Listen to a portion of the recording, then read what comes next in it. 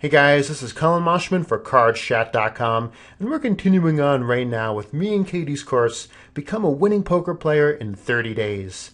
And the topic of Day 8 is c-betting, which we're calling the easiest way to win a pot. Why? Well, because it just requires putting on one more bet in a common situation, and it will work a lot of the time. In particular, usually winning the hand for you, at least in situations when nobody connects with anything at the flop.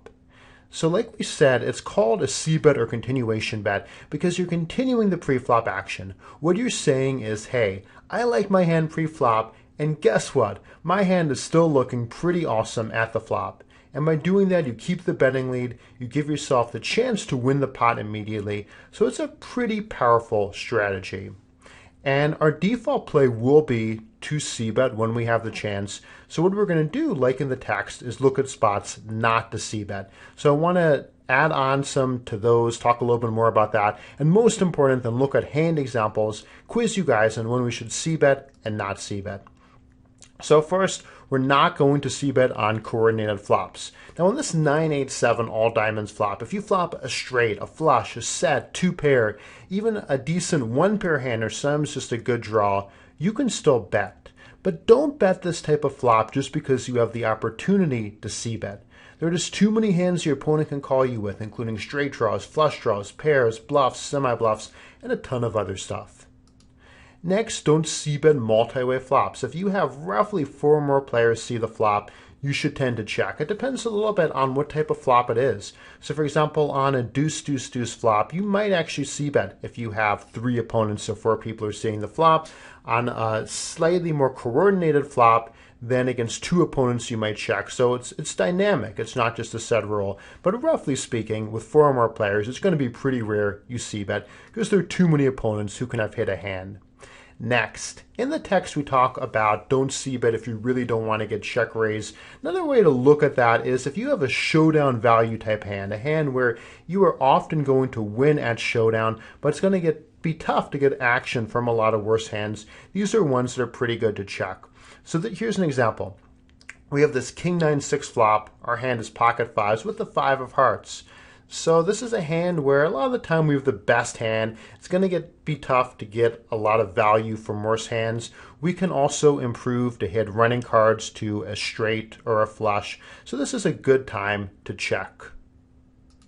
Another one that we don't, I think, talk about at all in the book is actually if you monopolize flop versus rec. So what does that mean? That's kind of a mouthful. But what it means is monopolizing the flop means that you hit the flop so hard that your opponent basically can't have anything. And it's more important against recreational opponents because a reg is going to be expecting us to c-bet. So against a tough player, if the flop comes ace-ace-deuce and we check, he's going to be like, why didn't this guy c-bet? So it's going to be more effective to check back against recreational opponents. We give them a chance to bluff or catch up to a second best hand. And here in this example, we probably do not want to c-bet with this hand, in part because looking at this now, this would mean that there is some kind of massive problem if the flop has the ace of diamonds and we have the ace of diamonds. So why don't we go ahead and correct that? My bad there.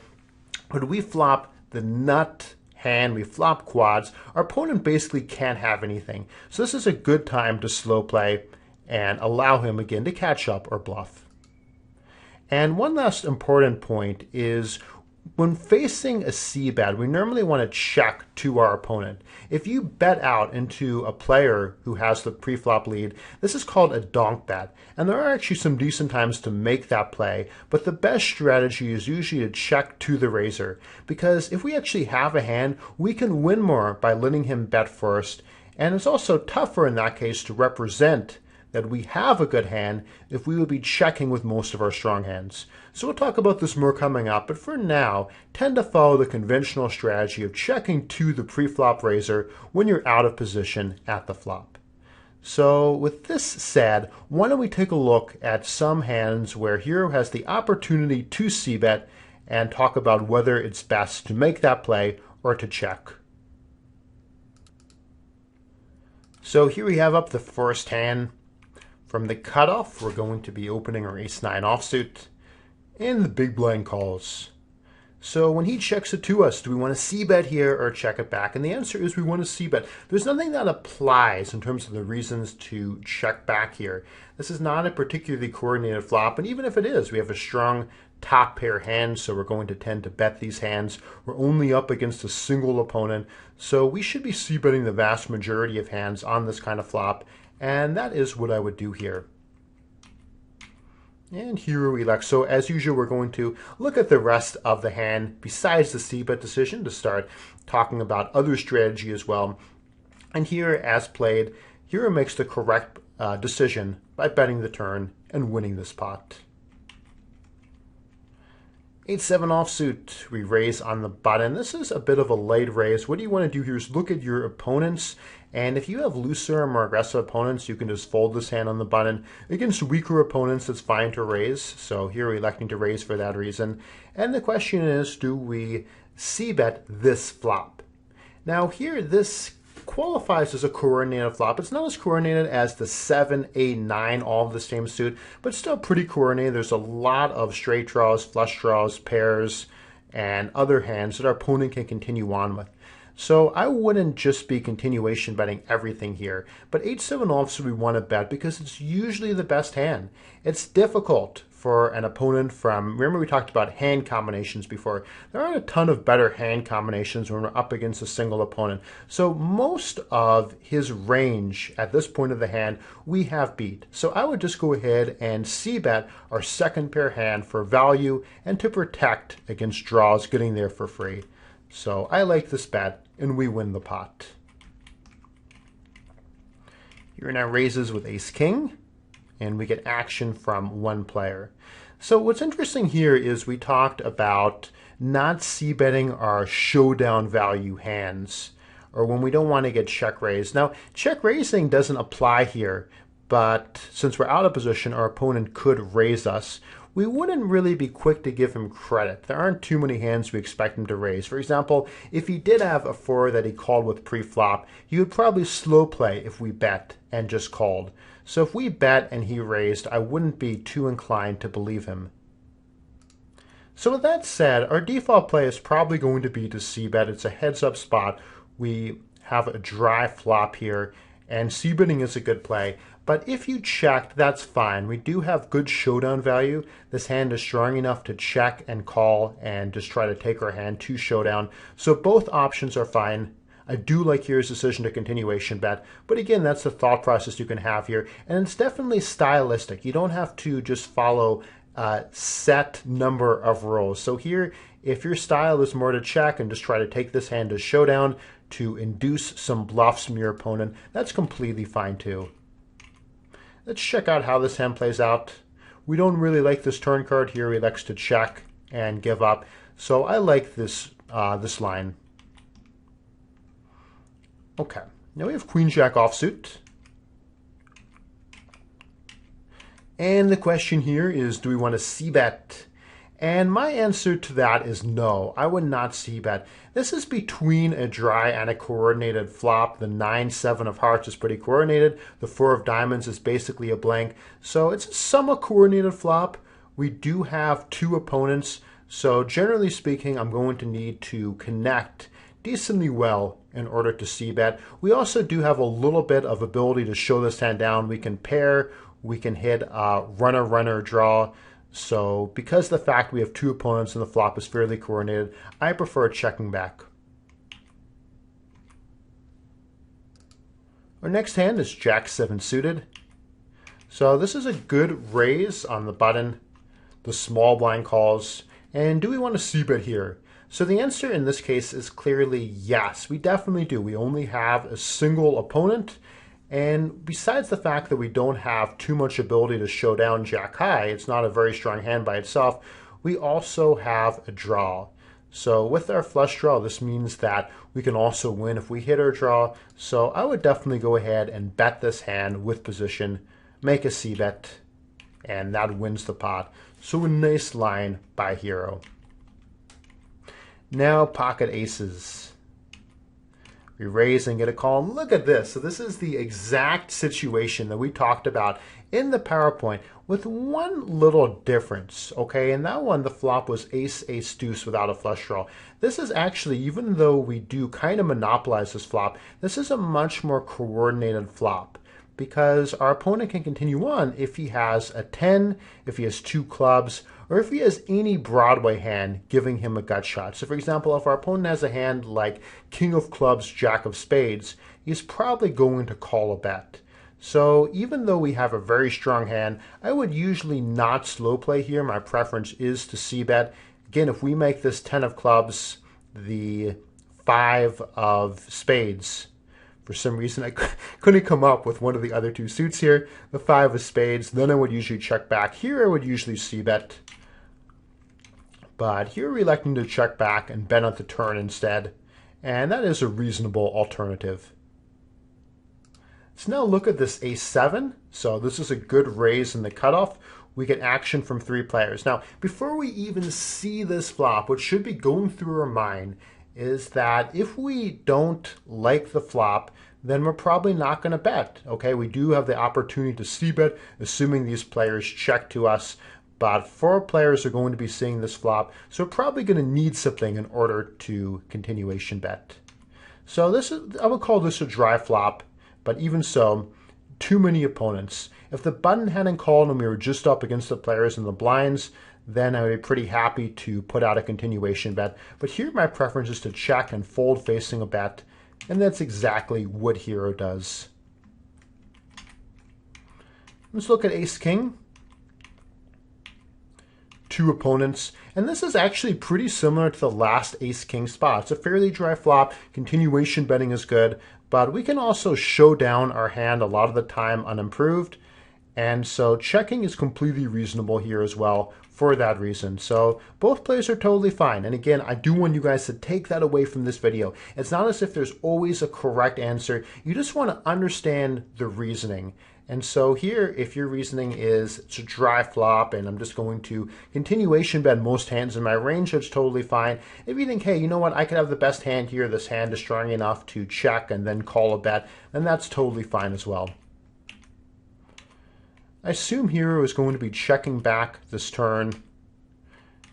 And we do at least, even though we end up folding this river, we do at least get to see all 5 cards and confirm we haven't hit before we fold the hand.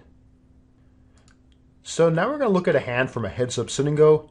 Hero raises with king 5 offsuit from the small blind or button position, which is a good raise, heads up. And the question is, do we check or c-bet?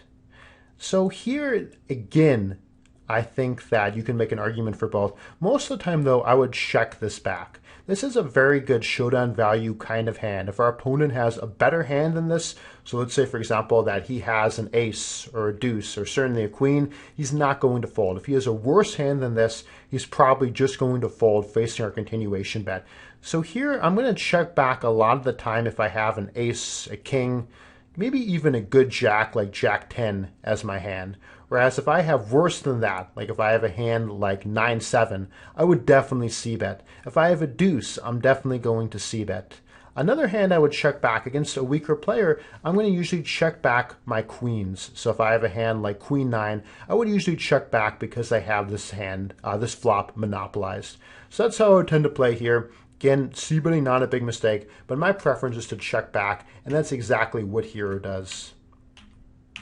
And here just going to show down this hand, checks it all the way, taking only neutral actions, and beats the jack 10, so very well played. And now we're going to get to today's quiz. And today's quiz, you have to answer 2 questions correctly. I'm going to give you 2 c-bet spots, and we're going to look at them. You're going to have to say, would I c-bet? And also give some kind of reasoning would be awesome. And if you get both correct, then you have passed and you are ready to move on to the next day. So if you're ready, let's do it. Okay, so this first hand history is going to come from an online free roll. Hero raises with ace-3 suit in the hijack, which is a correct raise. Very good. We get this 8 king jack 2 spade flop. Both players check to us. And the question is check or c-bet and why? So think about that, pause the video, come up with your answer. And before I give the correct answer, we're now going to look at the next hand, and then we'll go back and answer both.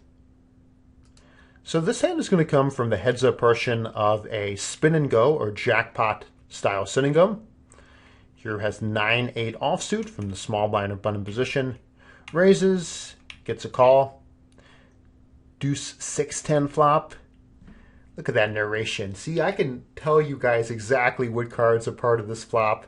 That's the expert level advice right there. But let's talk about the important stuff. Should you continuation bet here with the 9-8? So pause the video, come up with your answer, and we're then going to give the correct answers for this and ace-3 suited. Okay. So let's start here, since we are actually here. The correct answer to this spot is yes. We should continuation bet. We're up against a single opponent. It's a pretty dry flop. We're also happy to have a draw to go along with this hand. So my answer here is definitely yes, we should continuation bet. That's exactly what Hero does. Well done, Hero. And let's just, for completeness, look at the rest of this hand. We'll talk in the section on bluffing that this kind of card is a good one to bluff because it's a scare card. And Hero now gives up. So I actually like Hero's line a lot in this hand. Definitely the C bet is correct. And that is the answer to part 1 of this quiz. And let's now return to ace-3 suited. So as we saw, the blinds both check to Hero. And the correct answer here is definitely not to C bet. We're up against 3 opponents. It's a fairly coordinated flop. You will not get enough folds. And if you C bet here, you're making this play too often. So the correct play here is to check and then fold. Also see how this one plays out here. Correctly checks the turn. And we now hit top pair. So considering we don't love this board necessarily, but considering that no bets have gone in, I will go ahead and make a small river bet looking to get paid off by a worse hand. So a small value bet here of about 250 chips. And here it checks. As played, I would check call. This guy could just be making a positional bet, but quite possibly some kind of read that causes Hero to fold. Either way, the correct answer here is not to C-bet this flop. And that's it. So C-betting, one of these really important concepts that I hope you guys have enjoyed this take on. Tomorrow we're going to be picking up with another concept that comes up all the time, and that if you get it right will immediately start adding to your win rate and how you do in the games. In particular, it's implied odds and reverse implied odds, so a pretty cool one for tomorrow. And that's it for today. So thanks very much for watching. This has been Colin Moshman for the Cards Chat course, Become a Winning Poker Player in 30 Days with Katie Dozier. Thanks, guys. Goodbye.